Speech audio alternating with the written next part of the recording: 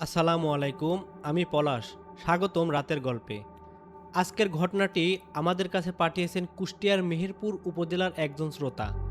তিনি লিখেছেন, ঘটনাটি ঘটেছিল প্রায় ১২ বছর আগে, যখন তিনি মাত্র ১৬ বছরের এক স্কুল ছাত্র। তার অনুরোধে তার নাম এবং গ্রামের পরিচয় পরিবর্তন করা হয়েছে। এখন চলুন তার মুখ থেকেই ঘটনাটি শুনি। তিনি লিখেছেন যেভাবে আমি সেভাবেই পড়ছি। আমাদের গ্রামের নামটা আমি বলছি না, কারণ আজও গ্রামের মানুষ এই ঘটনাটা নিয়ে কখনোই কথা বলতে চান না। আমি তখন নবম শ্রেণীতে পড়ি। আমাদের সংসার খুব বড় ছিল না। আমি, বাবা, মা আর আমার ছোট্ট বোন নিয়েই আমাদের পরিবার। আমরা এতদিন দাদার পুরনো টিনের বাড়িতে থাকতাম। বাবার বহুদিনের ইচ্ছা ছিল নিজের একটা পাকা বাড়ি করবেন। অনেক কষ্টে প্রায় ৮ বছরের জমানো টাকা আর ব্যাংক থেকে কিছুটা ঋণ নিয়ে অবশেষে বাড়ির কাজটা শুরু করলাম। জায়গাটা গ্রামের একেবারে শেষ মাথায়।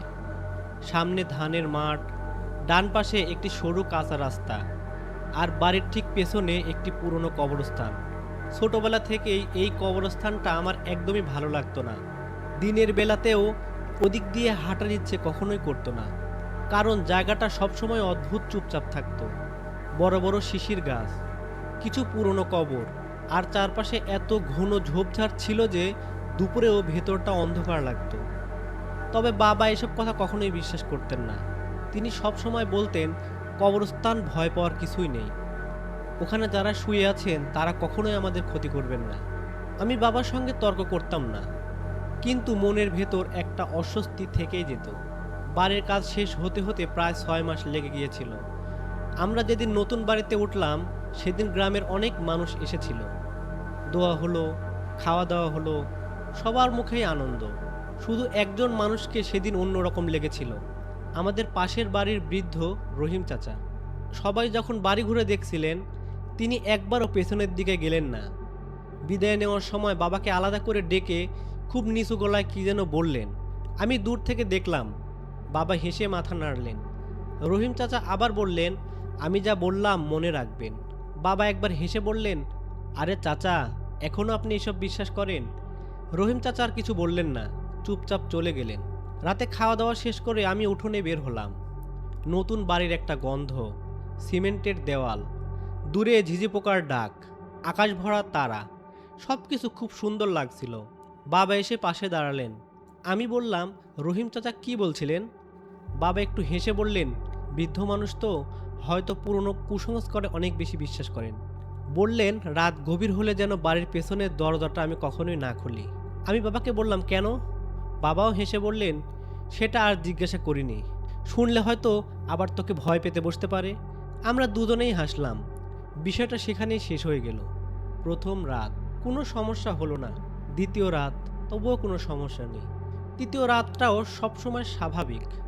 ধীরে ধীরে নতুন বাড়িটা আমাদের নিজের বাড়ি হয়ে উঠছিল। কিন্তু চতুর্থ রাতের পর থেকে মা বদলে যেতে শুরু করলেন। আগে মা খুব ভোরে ঘুম থেকে উঠতেন, কিন্তু এখন প্রতিদিন তিনি সকালে অন্যরকম এক অদ্ভুত ক্লান্ত দেখায়। বাবা একদিন জিজ্ঞাসা করলেন, রাতের ঠিক মতো কি তোমার ঘুম হয়নি? মা কিছুক্ষণ চুপ করে থেকে বললেন, হয়তো, কিন্তু শেষ রাতের দিকে কে যেন উঠোনে হাঁটাহাঁটি করে। বাবা হেসে বললেন, হয়তো বিড়াল টিড়াল হবে। মা মাথা নাড়লেন। বিড়ালের হাঁটার শব্দ এমন হয় না। আমি কথাটা শুনে চুপ করে গেলাম, কারণ গত ২ রাত ধরে আমিও একটা শব্দ শুনতে পেয়েছি, কিন্তু কাউকে কিছু বলিনি। শব্দটা খুব আস্তে, খুব নিয়ম করে, যেন কেউ শুকনো মাটির ওপর কোনো শক্ত জিনিস টেনে নিয়ে যাচ্ছে। তারপরে আবার একটু বিরতি, তারপরে আবার শব্দ হয়, তারপরে আবার একটু বিরতি। প্রথম রাতে আমি ভেবেছিলাম হয়তো বাতাসে শুকনো নারিকেল পাতার শব্দ। দ্বিতীয় রাতেও নিজেকে একথা বলেই বিশ্বাস করিয়েছিলাম, কিন্তু শব্দটা ঠিক একই সময় হচ্ছিল, প্রায় রাত ৩টার দিকে। আমি কাউকে কিচ্ছু বলিনি, কারণ নিজেই নিশ্চিত ছিলাম না আমি যা শুনেছি সেটা সত্যি কোনো শব্দ ছিল নাকি আধো ঘুমের ভুল ছিল। প্রথমে আমি বিষয়টা গুরুত্ব দেইনি, নিজেকে বুঝিয়েছিলাম নতুন বাড়ি, নতুন পরিবেশ। গ্রামে অনেক সময় শব্দ হয় যেগুলো শহরের মানুষ আগে থেকে কখনো শোনেনি। কিন্তু এরপর থেকে যা শুরু হলো, শুধুমাত্র আমি না, আমাদের পরিবারের সবাই লক্ষ্য করতে শুরু করলেন। পরদিন সকালে মা উঠোনে ঝাড়ু দিচ্ছিলেন। হঠাৎ আমাকে ডাকলেন, এই রিফাত, একটু এদিকে আয় তো। আমি দৌড় দিলাম। মা উঠোনের এক কোণ দেখিয়ে বললেন, এটা দেখেছিস? আমি নিচের দিকে তাকালাম। মাটির উপর লম্বা একটা দাগ, যেন কেউ ভোরের আগেই ভারী কিছু টেনে নিয়ে গেছে। দাগটা উঠোনের মাঝখান থেকে শুরু হয়ে সোজা পিছনের দরজা পর্যন্ত চলে গেছে। আমি বললাম, হয়তো কুকুর কিছু টেনে নিয়ে গেছে। মা মাথা নাড়লেন। কুকুর হলে পায়ের ছাপও তো থাকতো। আমি ভালো করে দেখলাম, সত্যি তো, এখানে কোনো পায়ের ছাপ নেই, শুধু একটা সরু টানা দাগ। বাবা তখন বাইরে যাওয়ার প্রস্তুতি নিচ্ছিলেন। মা তাকে দেখালেন। বাবা একবার দেখেই হেসে বললেন, রাতে হয়তো বাঁশের ডাল বাতাসে পড়ে টেনে গেছে। কথাটা শুনে আমিও আর কিছু বললাম না। কিন্তু অদ্ভুত ব্যাপার হলো, উঠোনের আশপাশে কোনো বাঁশের ডাল বা কোনো গাছগাছালি বড় ধরনের ছিল না। সেদিন বিকালে রহিম চাচা আমাদের বাড়িতে এলেন। চা খেতে খেতে হঠাৎ জিজ্ঞাসা করলেন, রাতে ঘুম হচ্ছে তো?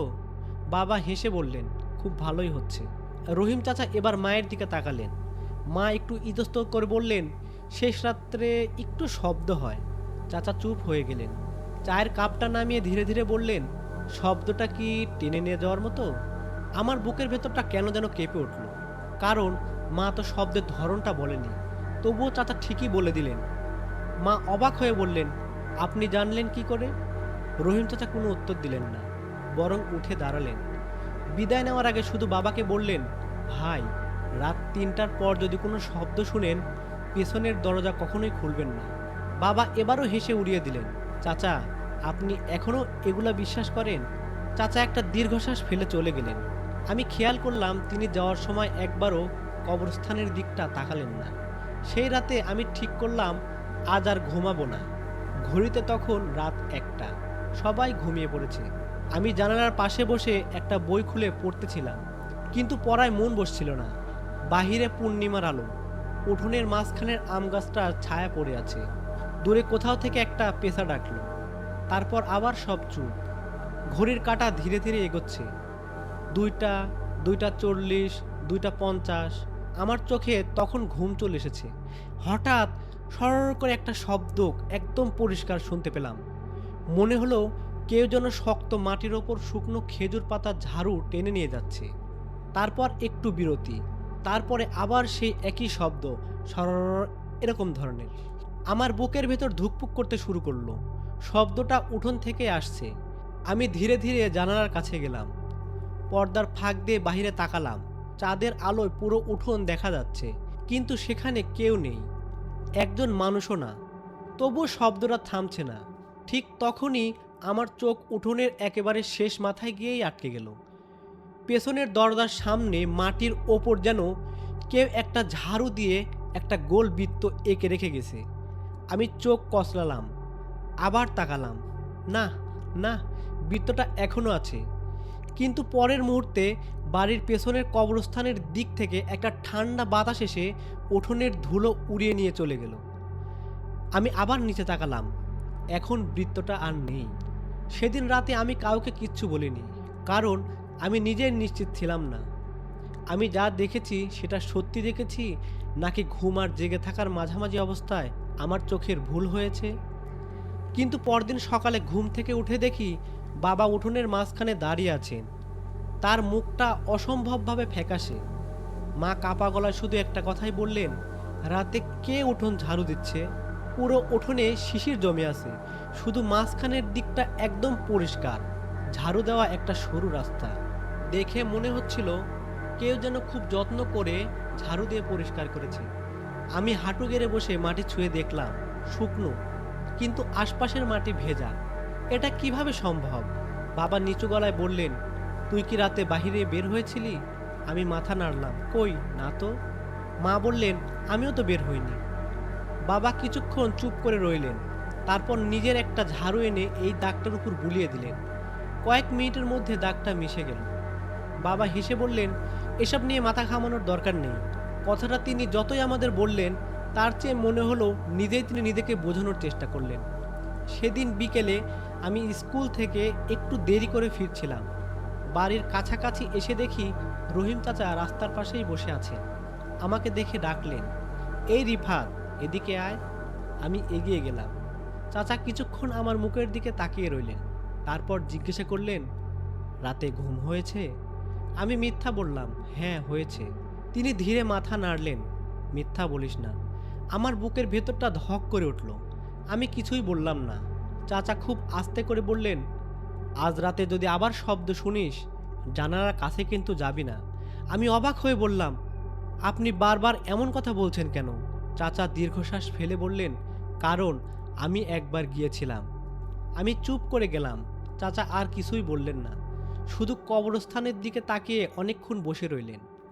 সেদিন প্রথমবার আমার মনে হলো রহিম চাচা শুধু গুজব শুনে কথা বলছেন না, তিনি নিজেও কিছু একটা জানেন। সেই রাতে আমরা চারজনে অনেক তাড়াতাড়ি ঘুমিয়ে পড়লাম। আমি ঠিক করেছিলাম আর কখনোই জেগে থাকবো না, যা হওয়ার হবে। কিন্তু মানুষের মন বড়ই অদ্ভুত, যেটা জানতে মানা করা হয় সেটাই সবচেয়ে বেশি জানতে ইচ্ছে করে। কখন যে ঘুমিয়ে পড়েছিলাম জানি না। হঠাৎ মনে হলো কেউ আমার নাম ধরে খুব আস্তে করে ডাকছে, এই রিফাত। আমি চোখ খুললাম, চারপাশে অন্ধকার। বাবা মা পাশের ঘরে, বোনের ঘুমের নিঃশ্বাস পর্যন্ত শোনা যাচ্ছে। আমি ভাবলাম হয়তো স্বপ্ন দেখছিলাম। ঠিক তখনই আবার সেই শব্দ। ঘড়ির দিকে তাকালাম, রাত 3:04। আমার বুক ধরফর করে উঠল। রহিম চাচার কথাটা মনে পড়ে গেল, জানালার কাছে যাবি না। আমি বিছানায় বসেই রইলাম, নিজেকে বোঝাচ্ছিলাম, যাব না, কিছুতেই যাব না। কিন্তু শব্দটা যেন এবার আমার কাছেই চলে আসছিল। মনে হচ্ছিল যেই হোক সে এবার আমাদের বারান্দার সামনেই দাঁড়িয়ে আছে। আমি আর থাকতে পারলাম না, ধীরে ধীরে বিছানা থেকে নামলাম, জানালার দিকে হাঁটছিলাম, পর্দা সরাতেই যাব। ঠিক তখনই পেছন থেকে আমার বাবা হাত শক্ত করে ধরে ফেললেন। আমি এতটাই ভয় পেয়ে গিয়েছিলাম যে প্রায় চিৎকার করে ফেলছিলাম। বাবা ঠোঁটে আঙ্গুল দিয়ে ফিসফিস করে বললেন, চুপ। আমি অবাক হয়ে দেখলাম আমার বাবার চোখেও ঘুম নেই, তিনি অনেকক্ষণ ধরেই জেগে আছেন। খুব আস্তে বললেন, শুনছিস? আমি মাথা নাড়লাম, শব্দটা এখনো হচ্ছে, ঠিক আমাদের জানলার ওপাশে। কিন্তু বাবা জানালার দিকে তাকাচ্ছেন না, বরং মাটির দিকে তাকিয়ে আছেন। আমি কাপা গলায় বললাম, বাবা, বাহিরে কে? তিনি কোনো উত্তর দিলেন না। কয়েক সেকেন্ড পর খুব নিচু গলায় শুধু বললেন, যেই থাকুক, ও যেন না বুঝতে পারে আমরা জেগে আছি। আমার সারা শরীর ঠান্ডা হয়ে গেল, কারণ আমার বাবা এমন মানুষ ছিলেন যিনি জীবনে কোনো কিছুতেই ভয় পেতেন না। বাবা আমার হাত শক্ত করে ধরে রেখেছিলেন, তার হাতটা কাঁপছিল। এই দৃশ্যটা আমি আগে কখনোই দেখিনি। আমার বাবা এমন মানুষ ছিলেন, গ্রামের মাঝরাতে একা মাঠ পেরিয়ে ফিরতে যার কোনো ভয় লাগতো না। সেই মানুষটা আজ জানালার দিকে পর্যন্ত তাকাচ্ছে না, শুধু নিচু গলায় বললেন, একদম শব্দ করিস না। আমি নিঃশ্বাস পর্যন্ত আটকে রাখলাম। বাহিরে এখনো সেই শব্দ। মনে হচ্ছিল কেউ ধীরে ধীরে পুরনো উঠোনটা ঝাড়ু দিচ্ছে। কিন্তু ঝাড়ু দেওয়ার শব্দের সঙ্গে আরেকটা শব্দ এবার প্রথম শুনলাম, খুব আস্তে। মাটির ওপর খালি পায়ে কেউ একজন হাঁটছে, ঠিক হাঁটলে মানুষ যেমন শব্দ করে, চপচপ। শিশির ভেজা মাটিতে যেমন শব্দ হয় ঠিক তেমন।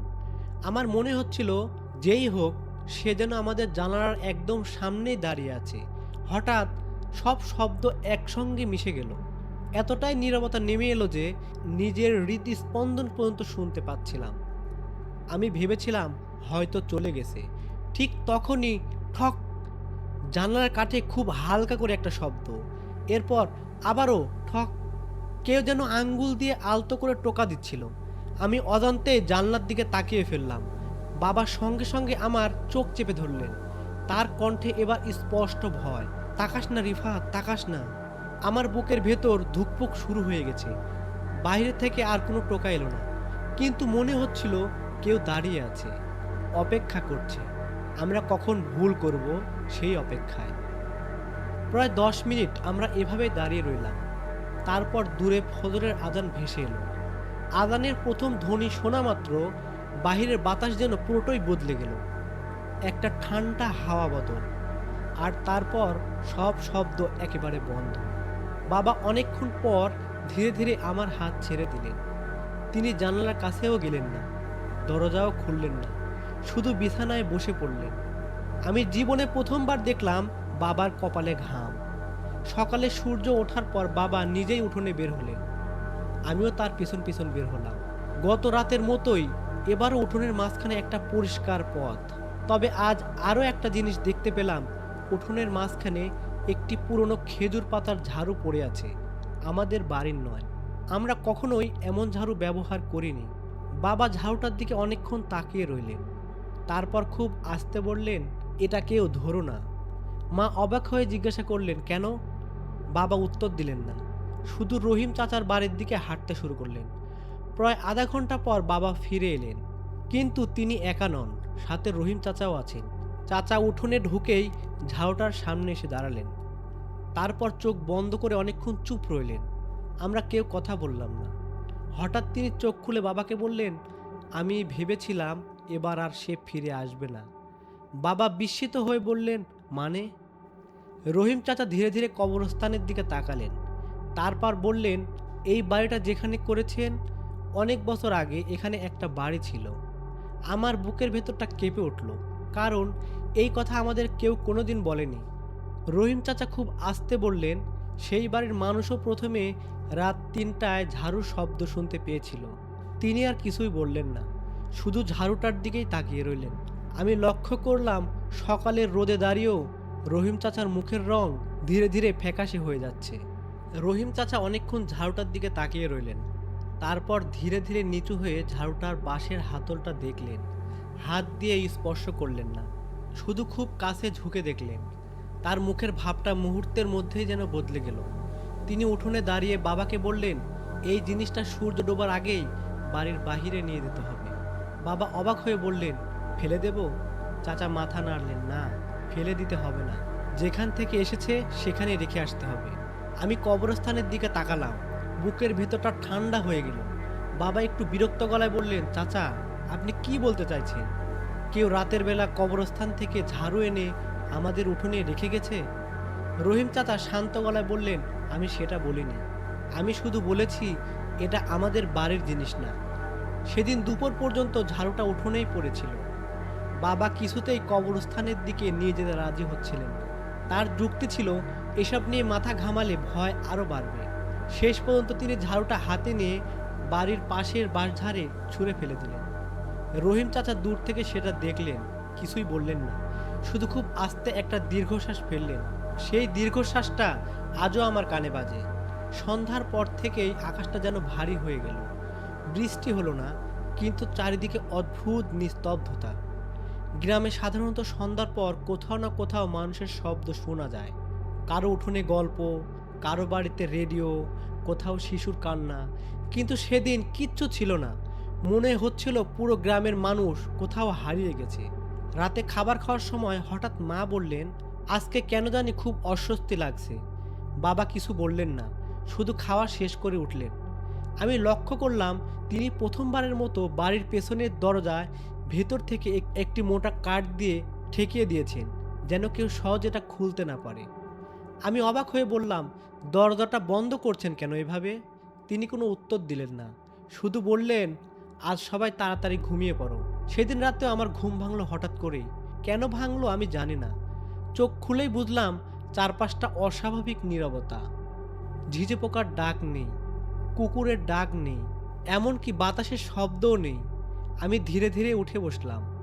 ঘরের ভেতর অন্ধকার, শুধু জানালার ফাঁক দিয়ে চাঁদের আলো ঢুকছে। ঠিক তখনই আমার কানে খুব আস্তে একটা শব্দ এলো, ঠক ঠক, তারপর আবারও ঠক ঠক। আমি ভাবলাম হয়তো বাঁশঝাড় থেকে কিছু পড়েছে, কিন্তু না, শব্দটা একই জায়গা থেকে আসছে, বাড়ির পেছনের দরজা। মনে হচ্ছিল কেউ খুব ধৈর্য ধরে দরজাটা নক করছে, না জোরে না আস্তে, শুধু অপেক্ষা করছে আর দরজায় টোকা দিচ্ছে, ঠক ঠক। আমি নিঃশ্বাস আটকে শুনতে লাগলাম। হঠাৎ পাশের ঘর থেকে বাবার কণ্ঠে ভেসে এলো খুব নিচু গলায়, কেউ দরজার কাছে যাবে না। মা ফিসফিস করে বললেন, বাহিরে কে? কেউ কোনো উত্তর দিল না। ঠিক তখনই দরজার ওপাশ থেকে প্রথমবার একটা মানুষের গলা শোনা গেল, খুব শান্ত এবং খুব পরিচিত, একদম রহিম চাচার গলা। ভাই, দরজাটা একটু খুলুন, আমার খুব বিপদ। আমি এক ঝটকায় উঠে দাঁড়ালাম। এটা তো রহিম চাচার কণ্ঠ। এত রাতে? বাবাও বিছানা থেকে নড়ে উঠলেন, কিন্তু তারপরেও তিনি এমন একটা কথা বললেন যেটা শুনে আমার শরীর বরফ হয়ে গেল। তিনি খুব আস্তে করে বললেন, খবরদার কেউ দরজা খুলবে না। রহিম ভাই তো আজ মাগরিবের পর থেকে ইউনিয়ন হাসপাতালে ভর্তি। দরজার ওপাশ থেকে আবার সেই গলা ভেসে এলো, এবার একটু কাপা স্বরে, ভাই খুলুন না, খুব কষ্ট হচ্ছে। আমি জীবনে প্রথমবার অনুভব করলাম ভয় শুধু চোখে দেখা জিনিস নয়, কখনো কখনো চেনা মানুষের গলাতেও লুকিয়ে থাকতে পারে। যাই হোক, বাবার কথা শুনে আমার শরীর ঠান্ডা হয়ে গেল। রহিম চাচা যদি সত্যি হাসপাতালে ভর্তি থাকেন, তাহলে দরজার ওপাশে কে? আমরা চারজন নিঃশব্দে বসে আছি। ঘরের ভেতর শুধু আমাদের নিঃশ্বাসের শব্দ। বাহিরে আবারও সেই কণ্ঠস্বর, একেবারে রহিম চাচার গলা, ভাই দরজাটা খুলুন না, আমার খুব কষ্ট হচ্ছে। মা বাবার হাত শক্ত করে ধরে বললেন, ও যদি সত্যি রহিম ভাই হয়। বাবা ধীরে ধীরে মাথা নাড়লেন, তারপর ফিসফিস করে বললেন, রহিম ভাই যদি হতেন তাহলে তিনি আমাদের নামে ডাকতেন। আমি কয়েক সেকেন্ড চুপ করে রইলাম। কথাটা তো সত্য, বাবার নাম গ্রামের সবাই জানে। রহিম চাচা কখনো বাবাকে ভাই বলে ডাকতেন না, তিনি সবসময় বলতেন, এই করিম, করিম। কিন্তু বাইরে যে আছে সে শুধু বলছে ভাই। মনে হলো সে আমাদের হয়তো চেনে না, এমন কেউ শুধু মানুষের গলার আওয়াজটা নকল করেছে। আমার বুকের ভেতরটা ধীরে ধীরে কেঁপে উঠল। প্রায় 5 মিনিট ধরেই একই কথা চলতে লাগলো, দরজাটা খুলুন না, একটু পানি দিন, আমার খুব কষ্ট হচ্ছে। তারপর হঠাৎ সব চুপ, এমন নীরবতা মনে হলো পুরো পৃথিবী থেমে গেছে। আমি ভেবেছিলাম সে হয়তো চলে গেছে। ঠিক তখনই বাড়ির পেছনের উঠোন থেকে আবার সেই পরিচিত শব্দ, কেউ যেন আবার ঝাড়ু দিচ্ছে। কিন্তু এবার শব্দটা দূরে নয়, একেবারে দরজার গা ঘেঁষে।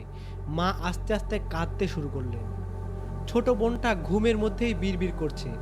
বাবা কোরআনের আয়াত পড়তে শুরু করলেন। আমি জীবনে এত দীর্ঘ রাত আর কখনো দেখিনি।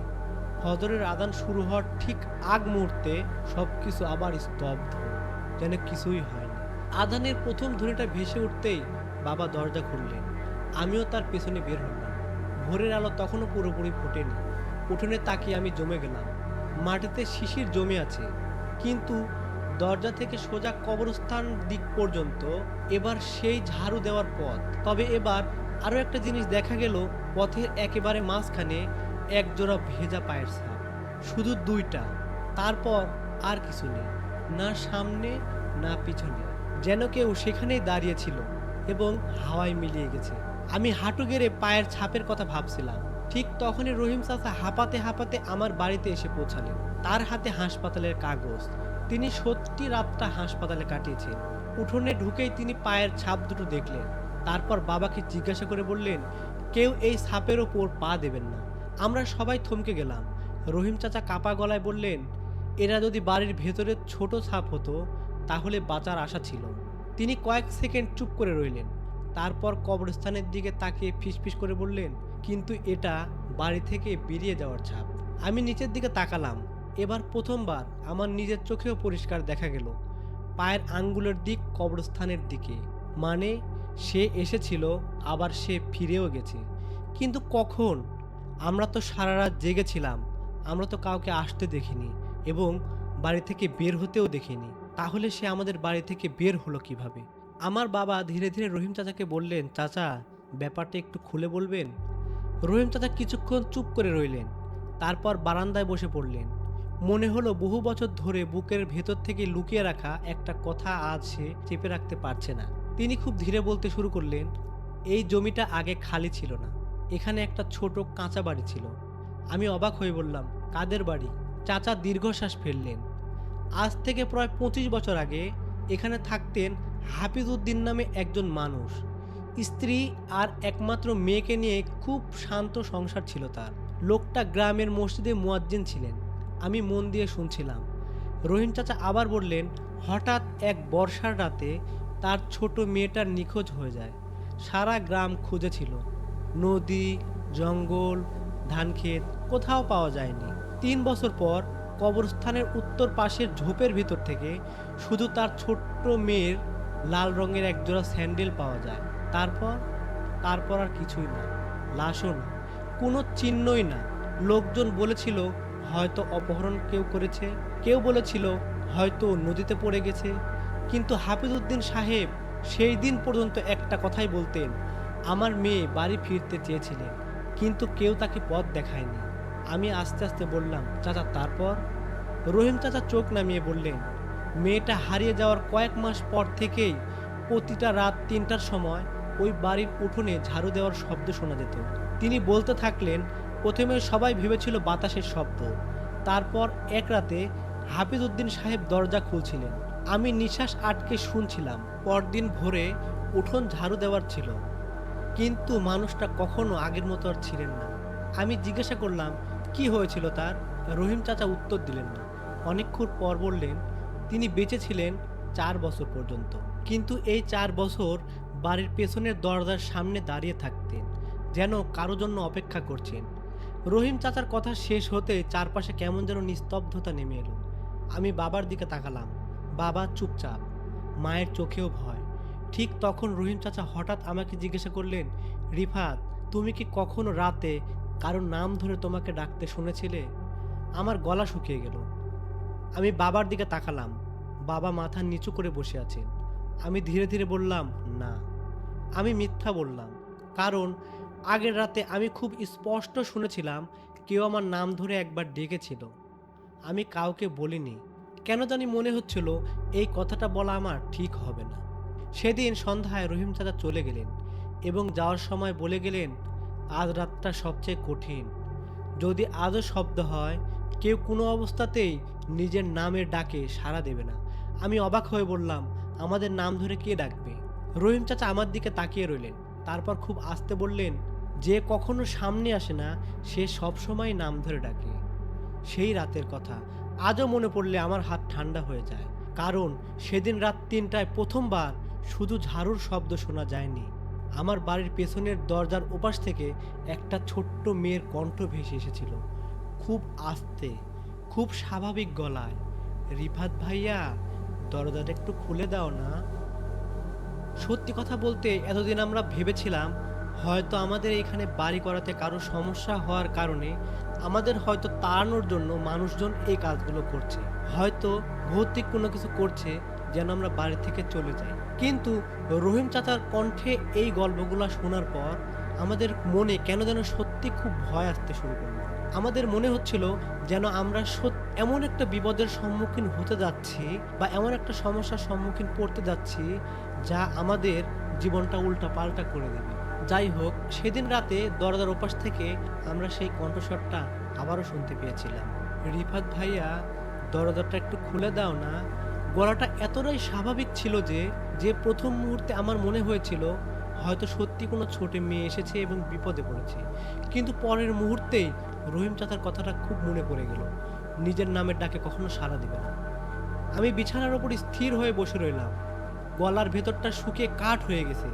পাশের ঘর থেকে বাবার কণ্ঠ ভেসে এলো, খুব আস্তে, কেউ কথা বলবে না। মা কোরআন শরীফ আয়াত পাঠ করছিলেন, তার কণ্ঠ কাঁপছিল। ছোট বোনটা তখনও ঘুমিয়ে।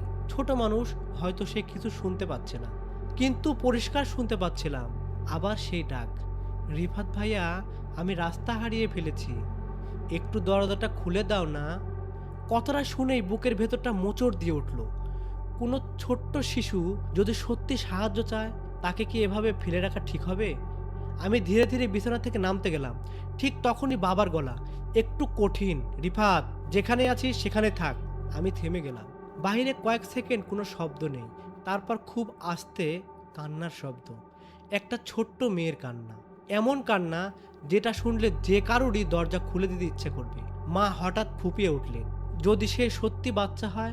বাবা চোখ বন্ধ করে বসে রইলেন। অনেকক্ষণ পরে বললেন, যদি সে মানুষ হতো তাহলে আমাদের উঠোন পর্যন্ত আসার আগে পাশের বাড়িতে যেত। আর যদি সত্যি পথ হারাতো তাহলে শুধু রিফাতের নাম জানলো কিভাবে? ঘরের ভেতর আবার নীরবতা, বাহিরে শুধু কান্না। তারপর হঠাৎ কান্নাটা থেমে গেল। আমি জানি না কতক্ষণ কেটে গিয়েছিল, হয়তো 5 মিনিট, হয়তো 15 মিনিট। ঠিক তখনই বাড়ির টিনের চালের ওপর ধূপ ধাপ শব্দ। মনে হলো ভারী কিছু একটা পড়লো। আমরা সবাই চমকে উঠলাম।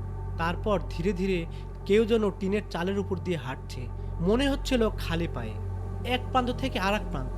আমার ছোট্ট বোন ঘুম থেকে উঠেই কাঁদতে শুরু করলেন। মা তাকে বুকের সঙ্গে জড়িয়ে ধরলেন। বাবা উঠে দাঁড়ালেন।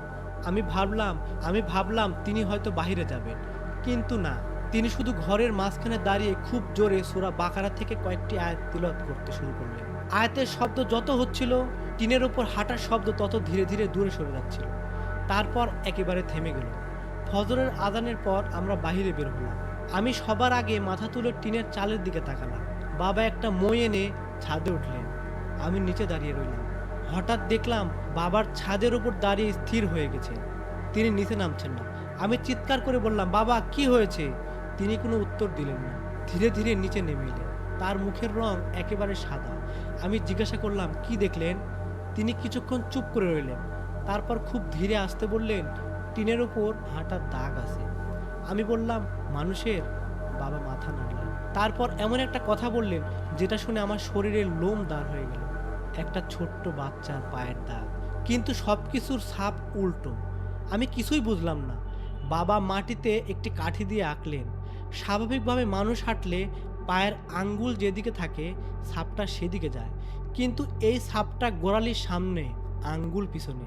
যেন কেউ সামনে না পেছনের দিকে হেঁটে পুরো ছাদটা পার করছে। বাবা ছাদ থেকে নেমে আসার পর আর একটা কথাও বলেননি। সারাদিন বাড়িটা অদ্ভুত চুপচাপ ছিল।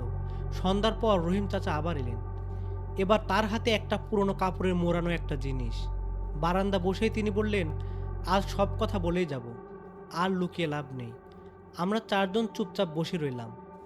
রহিম চাচা ধীরে ধীরে বলতে শুরু করলেন, যে লোকটার কথা সেদিন বলেছিলাম, হাফিজ উদ্দিন, তিনি শেষ পর্যন্ত বিশ্বাস করতে পারেননি যে তার মেয়ে আর বেঁচে নেই। প্রতিদিন রাত 3টায় তিনি উঠোন ঝাড়ু দিতেন।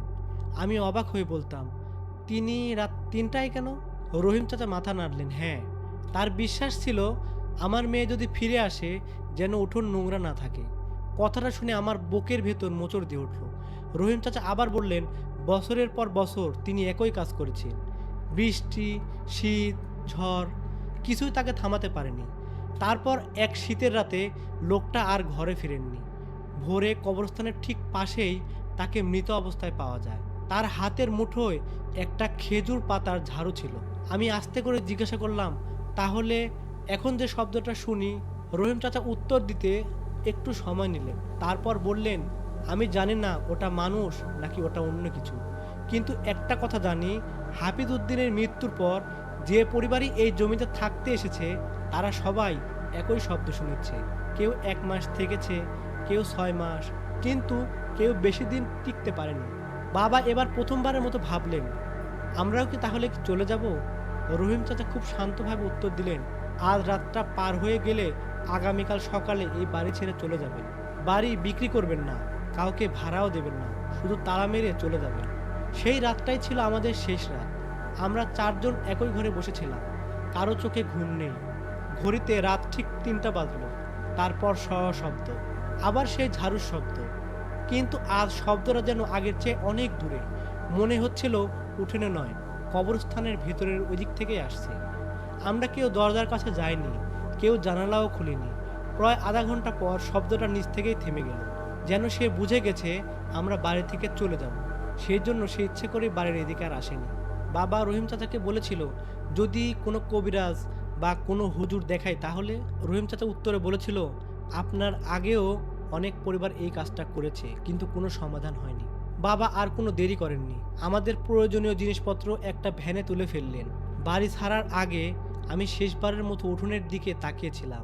ঝাড়ু দেওয়ার সেই সরু পথটা আজও দেখা যাচ্ছিল, কিন্তু এবার সেটা সোজা গিয়ে শেষ হয়েছে কবরস্থানের ভাঙ্গা লোহার ফটকের সামনে। আমি আর 1 সেকেন্ডও দাঁড়াইনি, ভ্যানে উঠে বসেছিলাম। আজও সেই বাড়িটা খালি। ভোর হতেই আমরা বাড়ি ছেড়ে চলে এসেছিলাম। বাবা আর কোনোদিন ওই বাড়িতে ফিরে যেতে চাননি। গ্রামের বাজারের কাছেই একটা ভাড়া বাড়ি নিয়ে আমরা থাকতে শুরু করলাম। প্রায় কয়েক সপ্তাহ। বাবা প্রায় কিছু বলতেন না। আগে সন্ধ্যার পর উঠোনে বসে গল্প করতেন, এখন মাগরিবের পরই দরজা বন্ধ করে দিতেন। আমি মাঝে মাঝে বলতাম, এত ভয় পেলে কিভাবে চলবে? বাবা শুধু একটা কথাই বলতেন, সব জিনিসের ব্যাখ্যা মানুষ দিতে পারে না। এরপরে তিনি কখনো সেই বাড়ির কথা আর বলেননি। প্রায় 1 মাস পর আমি একদিন স্কুল থেকে ফিরছিলাম। রাস্তা ঘুরে ইচ্ছে করেই পুরনো বাড়িটার সামনে দাঁড়ালাম। বাড়িতে তালা ঝুলছে, উঠোনে আগাছা গজতে শুরু করেছে। দূর থেকে দেখেই মনে হচ্ছিল বাড়িটা যেন অনেক বছর ধরে পরিত্যক্ত। আমি কিছুক্ষণ দাঁড়িয়ে রইলাম। হঠাৎ পেছন থেকে রহিম চাচার গলা, একা এসেছিস? আমি চমকে তাকালাম। চাচা আমার পাশে এসে দাঁড়ালেন। তারপর বললেন, এই বাড়ির সামনে বেশিক্ষণ দাঁড়িয়ে থাকিস না। আমি বললাম, চাচা এখনো কি রাতে শব্দ হয়? তিনি কয়েক সেকেন্ড চুপ করে রইলেন, তারপর ধীরে ধীরে মাথা নাড়লেন, হয়। আমি এখনো শুনি। আমি আর কিছু জিজ্ঞেস করিনি। ফিরে আসছিলাম, ঠিক তখন কি মনে করে একবার পেছনে তাকালাম। বাড়িটার পেছনের দিকে, যেখানে কবরস্থান, সেখানে বাতাসে শুকনো পাতা উঠছিল, আর সেই পাতার ফাঁক দিয়ে মনে হলো কেউ একজন খুব ধীরে উঠোন ঝাড়ু দিচ্ছে। আমি আর এক মুহূর্ত দাঁড়াইনি, দৌড়ে চলে এসেছিলাম। এরপর কেটে গেছে 12 বছর। আমি এখন চাকরি করি। বাবা আর বেঁচে নেই। রহিম চাচাও কয়েক বছর আগে মারা গেছেন। কিন্তু 2 বছর আগে ঈদের ছুটিতে গ্রামে গিয়েছিলাম। হঠাৎ মনে হলো একবার বাড়িটার সামনে গিয়ে দেখি। দেখলাম সব কিছু আগের মতোই আছে। দেওয়ালে শেওলা, ভাঙ্গা বারান্দা, জং ধরা তালা। কেউ কোনোদিন সেখানে আর থাকতে আসেনি। আমি পাশের দোকানে বসা একজন বৃদ্ধকে জিজ্ঞাসা করলাম, এই বাড়িটা কেউ কিনছে না কেন? বৃদ্ধ লোকটা আমার দিকে তাকিয়ে বললেন, কিনতে তো অনেকেই এসেছিল, কিন্তু এক রাতের বেশি কেউ থাকতে পারেনি। আমি আর কিছুই বলিনি, চুপচাপ ফিরে আসছিলাম। ঠিক তখন আমার চোখ পড়ল বাড়িটার উঠোনে। দূর থেকে স্পষ্ট দেখা যাচ্ছিল উঠোনের মাঝখান দিয়ে একটা সরু, একদম পরিষ্কার ঝাড়ু দেওয়ার পথ। চারপাশ আগাছা, শুকনো পাতা, ধুলো, কিন্তু সেই পথটুকু একদম পরিষ্কার। আমি আর দাঁড়াইনি, চলে এসেছিলাম। আর নিজের মনে একটা কথাই বারবার বলছিলাম, সব বাড়ি মানুষ বানায়, কিন্তু সব বাড়ি মানুষের থাকার জন্য না। বন্ধুরা, আজকের ঘটনাটি যদি সত্যি ঘটে থাকে, তাহলে হয়তো এর ব্যাখ্যা কারো কাছে নেই।